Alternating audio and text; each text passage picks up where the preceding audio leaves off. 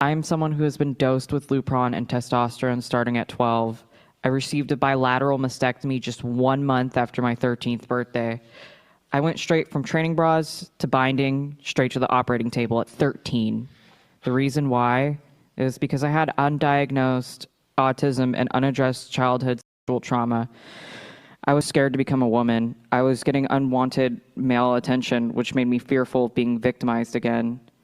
I had sensory issues I didn't know how to cope with when I began menstruating and needing bras. I learned about transgenderism at 11, and I thought maybe that was the reason I was so uncomfortable. I brought the idea to the therapist I'd been seeing, and she immediately affirmed me, gave me a diagnosis of gender dysphoria, and once I told my parents, she began writing referrals for doctors specializing in pediatric transition care. Never along the way did anyone question why I suddenly wanted to become a boy.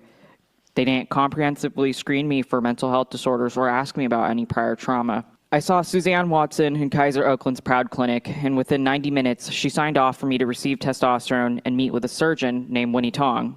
The mastectomy was explained to me at 12 using watered-down terms like top surgery. I was told I would never be able to chest feed. I was told I might lose sensation, but to me, at 12, that equated to numbness. But today I deal with nerve pain, extreme slicing sensations, electrical zaps, and itchiness. I could scratch my skin until I bleed, but with no relief because the skin is numb and doesn't register touch. However, the nerves underneath are erratic. I'm nearing 8 years post-op this September. As you can probably all tell, my voice is permanently lowered from the testosterone I took from 12 to 17. I do have a slight Adam's apple. I can't raise my voice for long periods of time.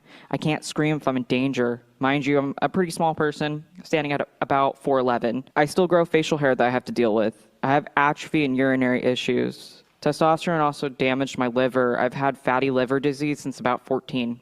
The Lupron essentially put my body in menopause. I gained weight. My psychiatric issues flared up. I experienced intense hot flashes, which made it really difficult to focus on my 7th grade homework.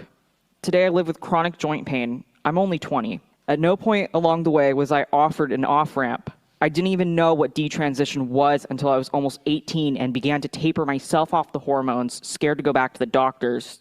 Even at 18, I called member services and requested my name and gender marker be switched back and to receive a new insurance card to reflect that change. Weeks later, I received one in the mail with my male name. I'm here today to speak out against gender-affirming medical practices for minors. We are letting vulnerable children be irreversibly harmed by a medical system that affirms without asking why.